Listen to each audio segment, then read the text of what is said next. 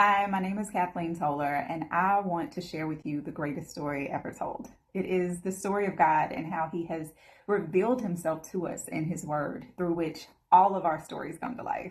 But before we begin, I just want to say how much I appreciate the people of Sierra Leone. You are resilient. You have a deep sense of spirituality, and you honor one another's beliefs with respect. Above all of that, your level of religious tolerance is a challenge that most nations have yet to even consider a worthy feat. That kind of love and acceptance is rare, and it is absolutely beautiful. Every story has a beginning. God's story, although He has no beginning or end, starts with creation. He spoke everything into existence, the heavens and the earth, the land and the sea, and all the animals that roam and swim, and then He made us in His image with purpose. Christianity presents a God who, like the people of Sierra Leone, is also deeply involved in human life and seeking communion and connection with His creation. He created man from the dust, and then He created woman from man's rib, not just as creatures, but as partners in relationship with Him. Once He created man and woman, He looked back over all of His creation and He said, "This is very good." And the next day we call the holy day, the Sabbath, because God rested from all His good work.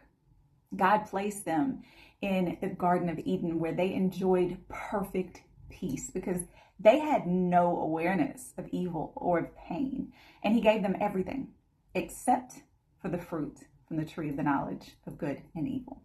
God tells them, don't eat that fruit because if you do, you will surely die. Why? Because love requires choice. God gave us free will and the power and opportunity of choice so that we could choose Him through obedience, just as He chose us through creation and each of the subsequent covenants. But humanity made a different decision. There was a cunning serpent in the garden who told Eve that she would surely not die from eating the fruit, without divulging that she was making a choice between two things, because eating the fruit from the tree of the knowledge of good and evil means never again eating the fruit from the tree of life. Once they made the choice to eat of the fruit, they became aware of their nakedness and they experienced shame. So He deceived them with the truth, a lie of omission. But with that deception came pain and separation from God because of the choice that they made. In the same way, Sierra Leoneans understand that individual actions often have collective consequences for the whole community. Adam and Eve's disobedience affected all of humanity. The biblical theme of sin, shame, and restoration mirrors traditional Sierra Leonean concepts of guilt, honor, and reconciliation, making the idea of separation from God and the hope of restoration relatable. The concept of death and mercy and not punishment aligns with the virtues of ancestral rest and spiritual consequences of wrongdoing, which helps to see God's justice and grace, because even in their failures, God's mercy showed. God knew that everlasting life would be a curse because He understood that it would be a life lived in never-ending shame and pain. He couldn't love them and allow them to live forever that way. Death, while painful, was His grace. God is the creator and the redeemer who brought the entire universe into existence. He is a sovereign God whose creation exists with purpose and order and goodness. He desires not just communion with us, but relationship, offering us the perfect promise of a place of harmony and peace and beauty and joy, where we can stand in His presence and be a part of His kingdom as a reflection of His glory in His own image. The story continues with generations of people choosing their own way over God's, abandoning His law and not upholding their end of the covenant, or not maintaining that allegiance or their obedience. Yet God kept pursuing relationship with us. He saved Noah's family from a great flood that wiped all living things from the earth that weren't protected with Him on the ark that God instructed Him to build before the rain even began. And a new population started with His family, one which also turned corrupt. God later called Abraham to father nations and promised to bless every nation through his descendants, which he did. He freed the Israelites from Egypt through Moses, whom he gave his law, and led them into the promised land under the leadership of the prophet Joshua, who was Moses' assistant. And despite all of this, the people still turned from him. God was their king, but they demanded human rulers. So God gave them Saul, and then David, and then Solomon, all of whom sought God's face, but were also human and flawed. The kingdom of Israel eventually divided, and people worshiped idols. And even though God would send prophets who warned them, they didn't listen. And so eventually they were exiled.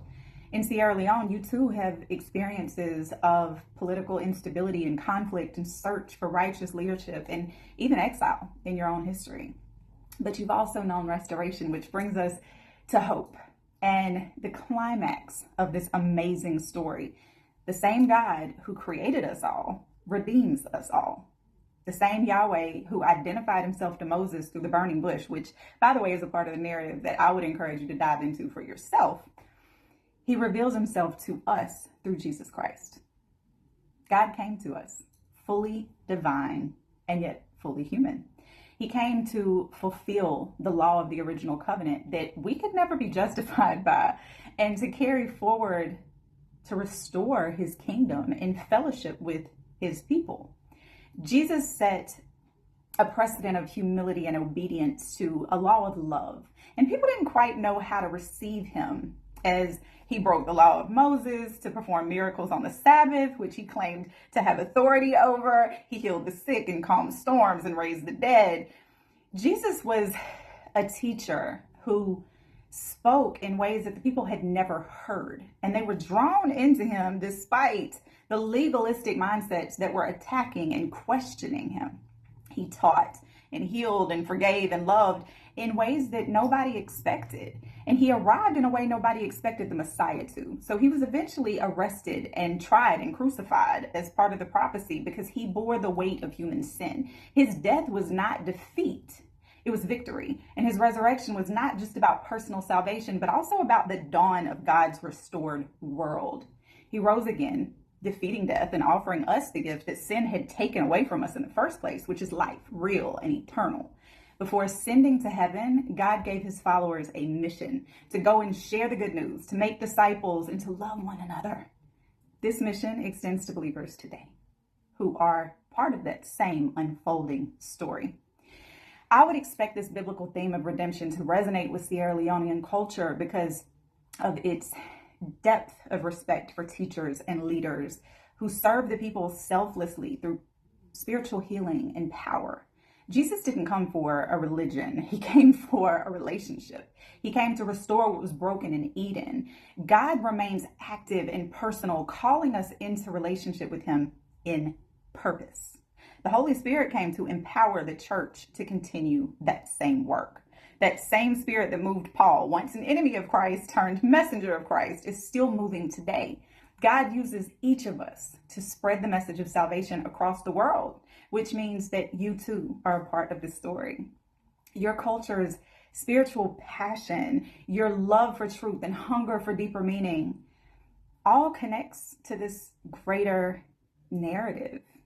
And this brings me to the most exciting part, the fact that the ending is really just a new beginning. The story doesn't end with the cross. It ends with a promise that Christ will return. All things will be made new. There's not going to be any more pain. There's not going to be any more death. A new heaven and a new earth is going to exist, and God will live with us, among us, as he did in the garden. For those in Sierra Leone who long for divine closeness, this is not a foreign idea. It's a fulfillment of your deepest spiritual desires. God's plan is not just about the future, but it's a promise that gives meaning to our current struggles and brings hope and appeals to our longing for intimacy and relationship with him. So what now? You're invited into this story, but you have to choose to be a part of it. God made you on purpose. He loves you and he wants to be in relationship with you, just like he always has. Will you choose him back?